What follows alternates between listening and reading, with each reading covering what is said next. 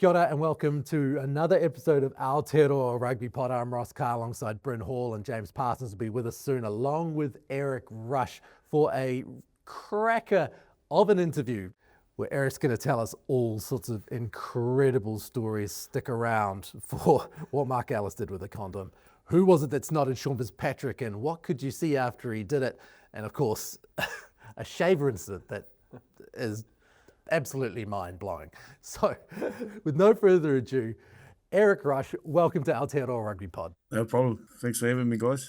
30 years is gone, and you must be just be getting questions left, right, and centre about this tour right now, are you? I'm feeling pretty old after you just said that, that's for sure.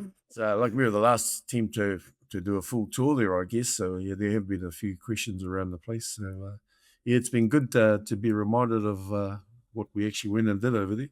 They got the 1996 team to actually go into the All Blacks before they left. What happened during that kind of little time that you were in camp? Dave Rennie got a hold of John Hart, and they between them arranged for the 96 team to go in there and sit down and have a chat with the full travelling squad, just to talk about what it was like and what to expect, etc., etc. And it was a really cool moment for us old blokes to be invited back into the environment, and yeah, that was a really cool night, really cool. What were the things that you told them about? There's a few guys who have played test matches over there, you know, amongst the playing group and amongst the coaching staff as well.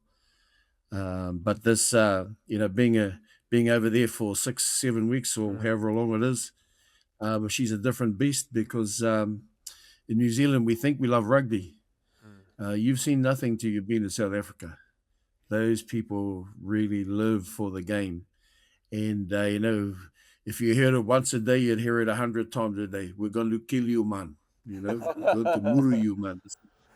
Every day, every minute, you know, it was, it got to be a bit annoying. But, you know, you just knew that these people were passionate. And you knew we were a long way from home.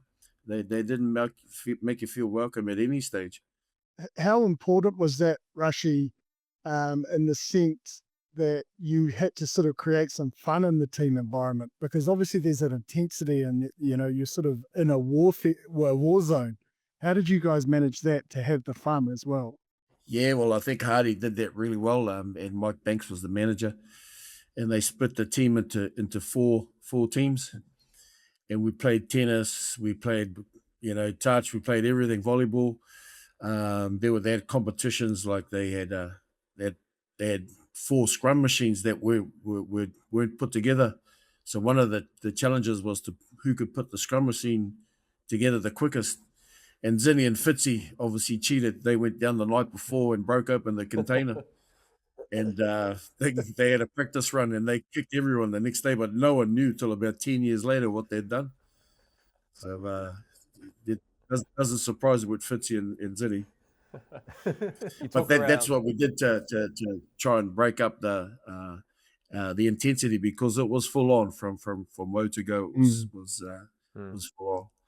Back in those days, you probably know who the test team was, and you'd be playing the midweek games.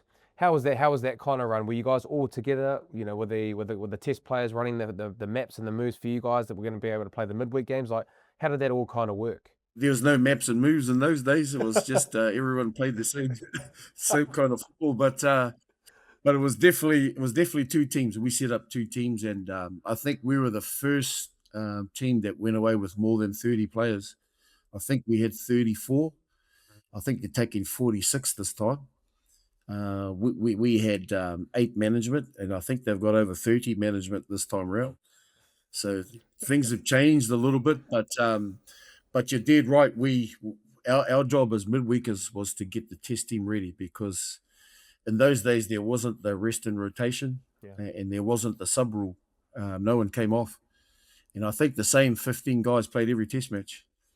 But it was our job as the midweek team was to get them ready, and you know, we try to simulate what the South Africans would do. And you know, it was our job was to get in there and kill rucks and slow things down, and you know, it was some of those trainings were harder than the midweek games. You know, it was pretty tough. But You know, we'd go to be off the training, and the test team would be down the back of the bus, and we'd be up the front, and we'd be giving, let's give it to these pricks today, you know. So, and if there wasn't a scrap at training on Thursday, the boys would thought we weren't ready, you know. So that was it. That was pretty intense. Who were the guys in the dirty dirties who were bringing the dirty dirty to, to those trainings? Oh man, we had some good guys in there, you know, Ginger Henderson and Kevin Schuler and Glenn Taylor and those boys. They weren't shy on putting a bit in, you know, and it was we built our own team ethos, you know. It was you know, although we were the midweek team, you're the All Blacks, and the opposition didn't give a shit about whether you were the B team or the A team. You were the All Blacks, and you had the front on those days. And you know, I think the toughest part about the All Blacks midweek team, and I don't know if it's different today, but I guess there's no midweek games. But after a midweek game, you put your jersey back in the bag, you know, and you might have got one at the end of the trip. Test team, you play on Saturday, you get to keep your jersey, you know. So that was one tough part about playing in the midweek team. But the biggest thing I found, and I said this is my contribution to the team the other night, because there's going to be a midweek team, is that the internationals on Saturday, the test team, they got the international refs, they got the neutral referees. The midweek team, we got the local guys, and man, I'm not saying they were cheats. I'm not saying that at all, but we're pretty dang close to it, you know. So it was, you know, and you had to adjust to how they refereed the game, and you know, I forget which game it was, but it was out in the middle of nowhere. We got sent out because Cardi would keep the test team in Johannesburg or Pretoria or wherever we were, and the midweek team had to fly off to Potchefstroom or Boland or Witbank or whatever the name of these little towns were, and we'd go out there and just take a traveling bag, basically play the game and get back to prepare the test team, you know. But they were tough games, and we had one game where we drew, and it was we scored in the last minute, and John Preston had to kick it from the sideline, and no one could find the kicking tee. And I saw it. It was in the touch judge's hand. He had it behind his back with his flag. And I said to the ref, "There's the kicking tee right there." He says, "Oh no, it's too late." I said, "No, it isn't." And I ran over to try and get the kicking tee off this guy, and he wouldn't give it to us. And the ref was going, "No, it's too late." So JP had to do the old make a hole in the ground and stand the ball up, and try and kick the conversion. And he just missed, and we actually drew that game. And I was speaking to the referee after the game, and he was actually a good bloke. And I said, "Mate, what's the story?" He goes, "Mr. Rashi. He says, let me tell you something. You can go home. We have to live here." So it's like, you know, when he said it that way, you kind of understood, you know, because after being there for all that time, you realize how passionate these people are. And they might have got their houses burnt down, you know, so we don't know. We're just there to play football. You must have heard some good things in the stands when you were, you know, watching the test matches, and you guys were up in the stands listening to the crowd around you. I don't know if you guys there were still able to bring them in your guys' day, Rinny and Jipper, but they had these little green oranges, they call them nachis. And we used to get pelted with them, you know, from everywhere. And they'd try and get the play. You know, remember that I don't know if it was the 90s. No, it must have been later when Mertz was there. When Mertz ran around, he started giving the crowd the fingers. I don't know if you guys remember that, but that was because of the Nazis. They were just pelting us with these things the whole game, and Mertz had enough, and he gave him the big middle finger salute once he got on. I think he kicked the winning goal or something. But yeah, that was what it was like. And South Africa was a very different place then. You know, I went there in '92. I was lucky enough to go there on the first trip back, and apartheid was still alive, mate. You know, it was. They told everybody to bring the new South African flag to the stadiums, and no one listened. It was the old flag. No one would sing the African part of the anthem. But when the Afrikaans part started, you know, they were up. And so all us dirty dudes, we actually learnt the African part of the anthem. And we were the only ones in the stadium singing it, mate. You know, and so it was a very different South Africa. You go to KFC, you walk in, and the whole place went quiet because we were in the wrong KFC, me and Jonah, you know. hey, your snooze down the road, and that kind of thing. 2 different queues at the ice cream shop. And we got up to the front one day, and this young girl, I put my ice cream on the counter, and she said, "Your queue is over there." Exactly like that. That's how she said it. And I looked over, and we didn't even notice it, mate. All the black people were lined up on one side of the shop, and we, obviously being Kiwis, we went to the shortest queue, so we get to the front faster. But yeah, that's how it was like, and in '96 it was a little bit different. They slowly started coming. Mandela was out of prison at that stage, and he was a real fan of the All Blacks. He loved the All Blacks, although he wanted South Africa to win. The first time we met him, he stood up in the room. We were invited to meet him at a concert. Kiri Whakanoe had given this concert, and he stood up and he said, "The All Blacks, you were our heroes in the darkest hours." And we kind of, laughed it off a bit, I guess. But he said, "I can see some of you are unbelieving." He said, "Let me tell you this. I was in Robben Island for 17 years. And in 1981, the Springboks, the symbol of apartheid, they traveled to this place called New Zealand, and they played this mythical team called the All Blacks. Straight away, that was our team, and in the darkest hours, at 3 o'clock in the morning, all the radios in the prison would be turned on with the guards listening to the test match." He says, every time the Springboks scored, all the guards would cheer. He said, when the All Blacks scored, the prison would rise to its feet. He said that, so quite literally, you guys were our heroes in the darkest hours. So, man, it was real cool to hear that. Was there many Kiwis, like fans that toured? You obviously saw the nuns, but even for the midweek games, was there many Kiwi fans? There's Kiwis everywhere, man. There's Kiwis everywhere. And most of them were coming down from London. Most of them would come down from London, same time zone, really cheap to travel from London. And, talked to a few Kiwi boys, and they said, "Mate, we came down with nothing. We got off the plane at Johannesburg, and, we wouldn't have to pay for anything if we didn't want to. You'd just talk to some South Africans in the bar. They'd take you home. They'd look after you." And he said the hardest part was leaving to get to the next game because, they just loved having the All Blacks in their country. And New Zealanders don't realise how big the ABs are over there. After our first game in '92, after the test match, Uli Smith was the captain, and he stood up in the aftermatch. Firstly, he said, "Michael Jones, I can't believe how you call yourself a Christian when you hit that hard." That was the first thing he said. And Michael Jones actually said to him later, "Uli, it says in the Bible, it's better to giveth than receive." So that went down pretty well. But he went on to say in his after-match speech, he said, "Thank you, because in South Africa, there are 2 types of Springboks, those who have played the All Blacks and those who haven't. So thank you for making us real Springboks." That's the kind of respect that the All Blacks have in South Africa. Just with that, Rushy, I think, we're under probably no illusions here in New Zealand that they are the number 1 team in the world at the moment. And, you probably do look back at 95, them winning the World Cup and beating you guys in the final, and then going back into 1996. Pretty, somewhat similar stories, right? We lost the World Cup. I know it isn't straight after the year after, but some similarities.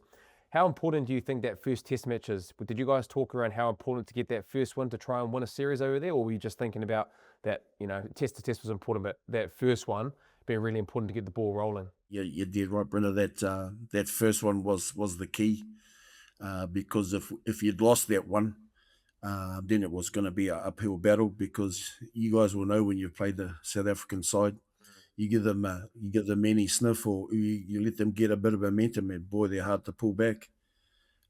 So we knew we had them. And the first one was at sea level. It was down in Cape Town, if I remember correctly. So we knew we had to win one of those ones, because at the high veld it just got harder again. But yeah, we were still hurting from the year before. We knew we were a better team. Just that circumstances conspired to against us in that final. But we knew we needed to right it wrong. So we were definitely up for it. Our test team was they were hungry, man, as were the rest of us. But not too hungry because you had to be careful about what you were eating, huh, in the hotels. Yeah, that's right. Yeah. We'll leave Susie out of this, eh? But when you look back at that, I suppose having those 4 test matches, and the first one was the odd one out because it wasn't part of the series, but it gave you a bit of a taster, but you didn't need it because you'd spent 6 or 7 weeks there the year before, which is probably the key difference between what you guys did and what this current team is doing, is that experience of living that life there was something you'd been well prepped for. Playing in that World Cup there was different because I think the South Africans supported New Zealand against everybody else. You know, and especially down in Cape Town and Durban, there's a lot of coloured people down there, and you know, it seemed like we had half the stadium on our side when really they were neutral. But you know, like I said, they're huge fans of the All Blacks, and I guess they wanted to beat us in the final. But so they wanted us to get to the final, whereas in '96 they wanted you to lose every game. They didn't care. You know, they sent out the biggest, ugliest fellas they could find, and try to beat you up midweek, so they softened you up for the weekend. You know, so and that's exactly what we used to do to touring teams when they came here. You know, the first game was always at O'Cara Park in Northland, mate. They sent them up north for the Ngāpuis to soften up for the rest of New Zealand. I was just having a brief chat with Jeff Wilson before I came on to the potty, and he just wanted me to say, I said, what can I ask rushing? And he goes, just mention Glen Osborne. Now, what does he mean by that? Every tour's got a tour clown, and Oz was it for us, you know. He was just the life of the party. He was the information committee, and I don't know why we did that, because he could hardly speak English. But and we didn't have the internet back then, so he couldn't really help there either. But no, he was just a life of the party, and you know, we created a bit of a monster because he was a country boy, and man, was he green. You know, we almost convinced him he needed a passport to get to Palmerston North. You know, that's how green he was. We told him, you got to have a passport, bro. He says, I haven't even got one of those things, you know. So we'd almost convinced him to hop out of the plane, run down the runway, hop over the fence, and we'll pick him up down there. But Peter Thorburn was the coach, and he says, don't you bloody buggers do that to him. So, yeah, he was a bit of, but he played really well in it too. He actually, he was in the test team ahead of Jonah. Jonah had a bit of a knee injury, so Oz played all the tests, and Jonah played most of the midweek games in the '96 trip. But what was that like going with Jonah to those small towns? You know, because you guys were, like you said, you're going to Worcester and you're going to Potchefstroom. It wasn't in the big towns. Like, I can imagine that Jonah going to a place like that, it's arguably the biggest celebrity that's ever been there. You know, they love the All Blacks. They love Jonah even more. You know, so it was, you know, when you went out with him, you just had to accept your role. You took all the photos. You held all the things while he was signing it. You know, it was just if you didn't want to do any of that stuff, you just let Jonah get off the bus first. You know, then sneak off when everybody's all over him. But he handled it pretty well because he was still only a young fella then. You know, he was only 19, 20. He was 19, I think, when he went to the World Cup in '95, so he would have been 20. Still a young guy, and it was hard for him because he knew he was good enough to play those tests, but until he got his knee fixed up, that was it, you know. I actually told him we're in the perfect place for a broken knee. He says, what do you mean? I says, we're in Africa, mate. That's where the knee grows. Took him 2 days to get it. But, You talk about a young Jonah, but I think, you know, a lot of these guys now, because they don't play Super Rugby, they don't get the chance to be able to experience what it is to be in South Africa. So I can imagine maybe with their questions asked, that you could maybe give them advice around what to expect. And I guess maybe for you and seeing the young guys in the All Blacks, what you kind of would tell them to be able to try and deal with what's coming for the next 6-7 weeks. the South Africans, they're awesome people. You know, they're awesome people, but things are going to go, they're going to do is whatever they can off the paddock to help their Springbok team. And when I say that, I mean buses will be turning up late. For us, the big thing in our time was they had guys, we don't know if they paid them or not, but there were guys in the car park. So we put security on the hotel because people would just walk up to the doors and knock on the doors and have a conversation, you know. So they ended up putting security around the hotel so to stop people coming in. And then they started getting guys to just go in the car parks and push the cars. So you'd hear car alarms going all night long. And, just stuff like that.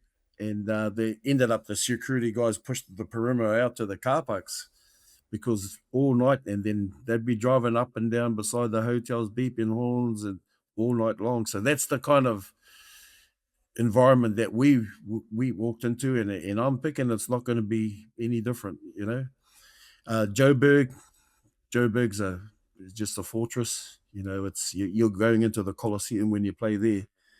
They're all banging on the bus as you're going, and we're going to kill you, man, and all this sort of stuff. And she's looking back now, feels like playing again. It was tough, but man, was it good fun. We loved it. It was us against everyone.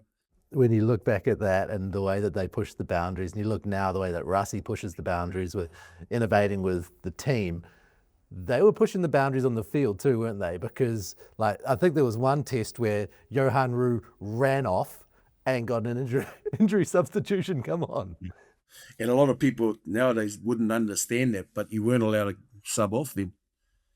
Now because there's the sub rule, people don't actually understand that no one went off. And if you did go off, you had to get a doctor's clearance, and that could take 5 minutes sometimes. But these guys were running on and off the paddock like nobody's business. So Hardy actually went up to them and said, "Hey, man, you guys are doing this. Let's have an agreement. We can do it too." And I think that's probably where the international subbing rule started, because they were doing it anyway. But it was really noticeable, and no one would come off. And when they were told to come off, there's some very reluctant people. But I don't think anyone got subbed off in from our team. But we were allowed to do it if we needed to. I think John Preston was about the only guy who got onto the paddock outside of the starting 15. Rashi, talk about like the altitude is a big thing that's kind of talked about, right? In terms of like you're going to Joburg, you're going to Pretoria to be able to play like that. I guess for someone that's played, a lot of rugby over there in South Africa, can you ever give a little bit of an insight to the viewers around like what it actually feels like? What do you actually feel when you're going through that first test match, or when you firstly just get over there, you're not acclimatized to the conditions? Yeah, well, I first went in '92, and Laurie Maines had played there before in the '76 trip, and he warned us about altitude and that kind of thing. So he said, we'll get there. We arrived in Joburg, and we're going to go for a light run just to start getting used to things. Light run was 50 down and ups and 16 150s. And after the first 5 150s, everyone's nose was bleeding, mate, the whole team. Yeah. And he says, that's altitude. Get used to it. Yeah, everyone had a blood nose, the whole team. And that was good. We got that out of the road, but if the lift was full and you had to walk up a couple of flights, you get to the top, you're just breathless.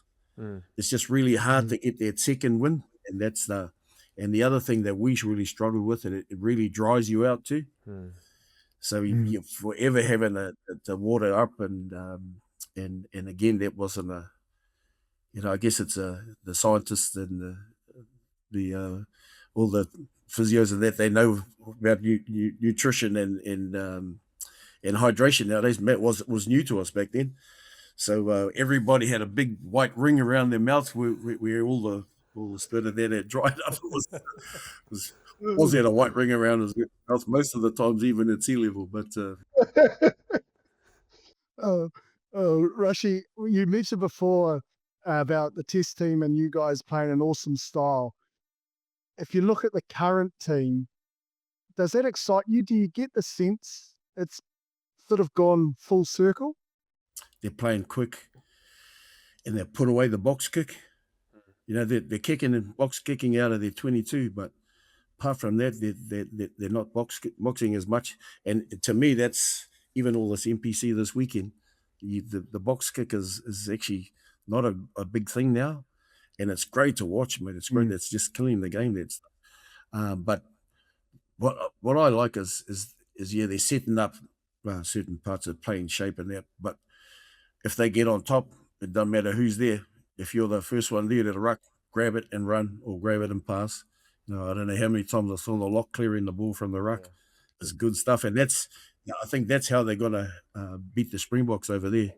You're not going to bash them crash over there. You're going to have to beat them by getting them around the paddock. And I think that's the way they've started. And they know they're going to have that Abracevic. It's just part of the deal when you go over there. But yeah, we won't beat them at that game. So I think what they're doing is smart.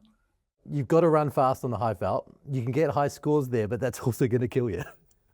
After a week or two, you do start getting used to it. So I think, I think they're basing themselves up high veld, and they're just going to go down and play the games down at sea level.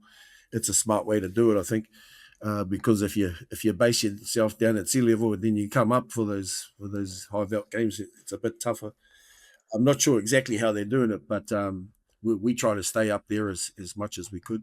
Is there any sort of Springbok players that you remember, or you were like, oh man, that guy was outstanding from your guys' tour? I know in '92 we got told about this guy called Adri Geldenhuys, and they said he was a tough man. And the day of the test match, the Dirty Dirties actually played in the curtain raiser. We joined up. Francois Pina was our captain actually, so we joined up and we played against Namibia. And we were on the sideline when the test started, and first kickoff, knock on, scrum, first scrum, and all you hear is smack, clear as a bell, mate, and everyone's on the sideline. Ooh, someone just wore it, and the scrum broke up. Everybody ran off, and Fitzy's on the ground, and he's shaking his head, and he walks over to the sideline, and Doc's there, Doc Mayhew, rest his soul. And Doc Fitzy's holding his mouth like this, and there's blood pouring through his fingers. And he says to Doc, "How bad is it, Doc? How bad is it?" And Doc grabbed his chin and pulled it like that, and we could all see his teeth, mate, through the cut. Oh, You could see his teeth, and Doc says, "Mate, I think you're going to have to come off. You can see everything." Fitzy just grabbed the Vaseline, grabbed the whole thing of it, and slapped it on his face and paid the next 80 minutes. So like, holy hell! But this Geldenhuys, man, he was killing everyone, mate. He was killing everyone. Just big humans, and Chester Williams was a great player. James Small was a great player. And a lot of those boys are gone now. Both of those guys have passed away now, actually. But it was. But it was the midweek games. The guys were just big, strong, fast athletes. Luckily for us, then we had a bit more ball school and a bit more razzle dazzle. That's how we beat them, and we were fit. You had to be fit with Laurie Mains. He was a maniac. He's a bloody Gordon Titchens number 2, mate. One of the big moments of the tour, Rushy, was when one of the guys, I suppose, who was in the Dirty Dirties, John Preston, who was coming on the bench, comes on when a test match needs to be won and there's a kick from 1,000 miles out. Can you give me your memories of that moment when he sealed that test match? Yeah, well, was actually that week before, or was it the game before that where he missed from the sideline for us to draw. So when he went on, and he got that kick awarded to him, straight away everyone started thinking about that missed one. But then we thought about who it was, and it was John Preston. And the guy's just unflappable, mate. Anything could be going on around him. He just cool, calm, collected. So, man, and I actually, Jonah was sitting beside us, said, "Man, if anyone's going to get this, JP is the one to get it." And it didn't matter how far it was out, because up in Loftus, as you boys know, you kick it. Even I could kick it 50 meters up there. So the distance was never going to be a problem. It was always the accuracy, but he hit it sweet. And you watch him as he's running back. He's a very different reaction to Zinni when he got his drop kick. It was almost embarrassing. He carried on. Pretty terrible, mate.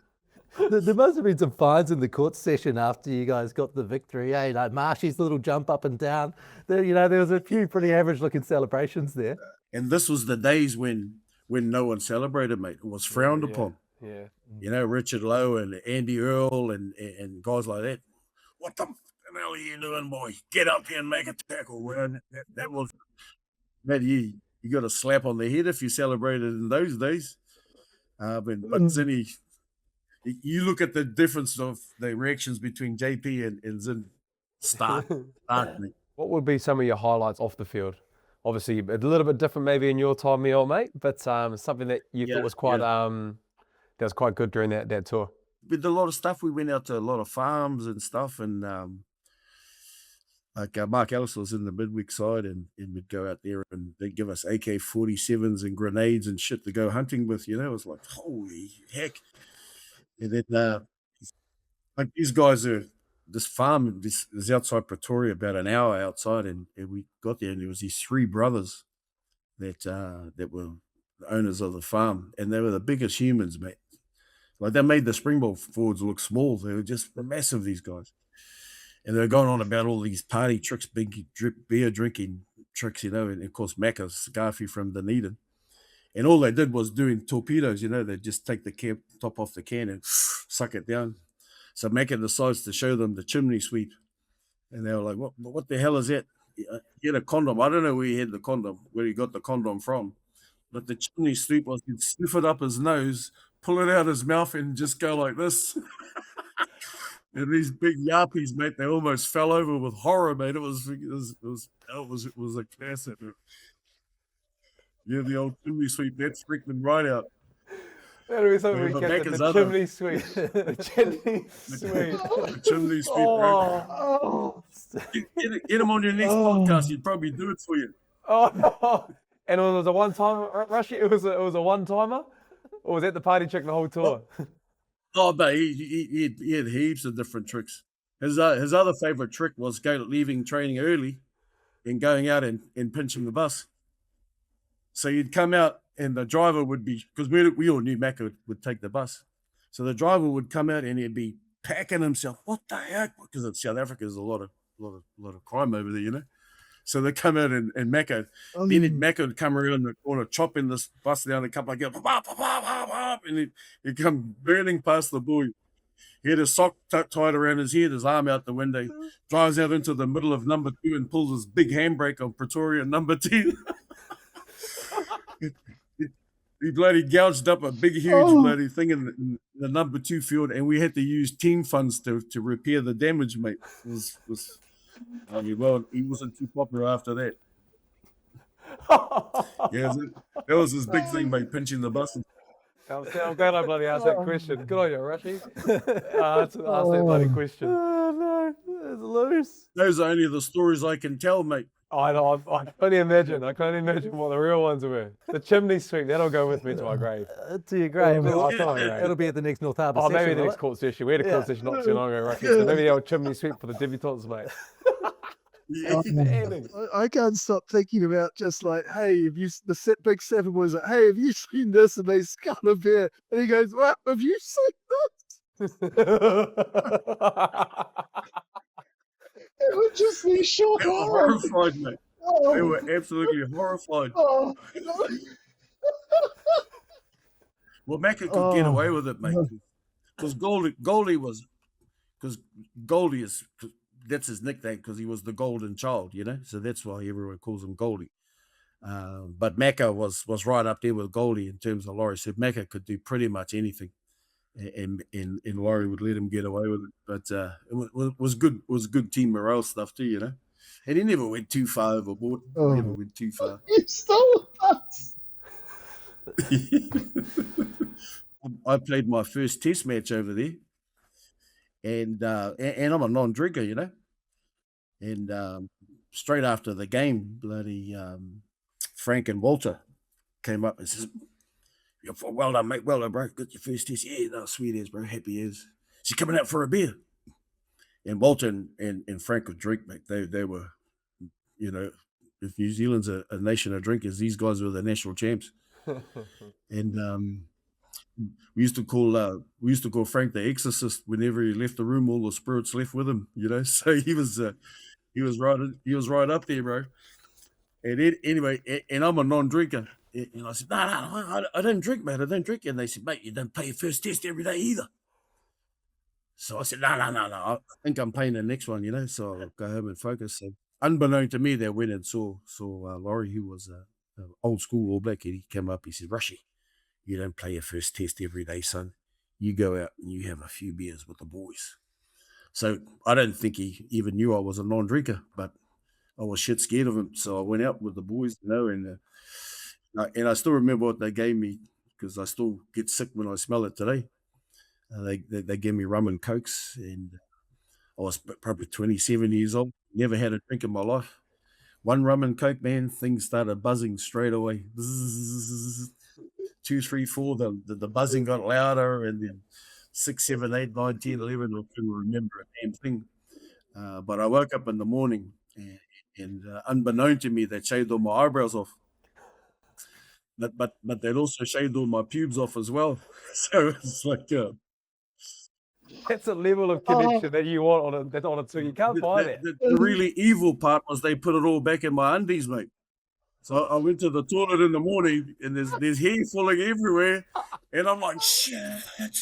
And I never told a soul, because I thought the alcohol that did it, So Oh, you would it have thought wasn't it until I saw yourself. my eyebrows later in the day that I finally put 2 and 2 together. So that's the kind of stuff that went on tours, man. It was great fun, except when you're on the receiving end. Yeah, when you're in the receiving end, yeah. You kind of had to do it yourself, or have that kind of fun, because when the boots went on, she was on, man, and you just knew you were a long way from home, and there was no one wanted you to do well over there, although they love the All Blacks. They love nothing more than beating the All Blacks too. And boy, did you know that job. Thank you very much for joining us, mate. We really appreciate it. It's been a good time. Thanks for having me, guys.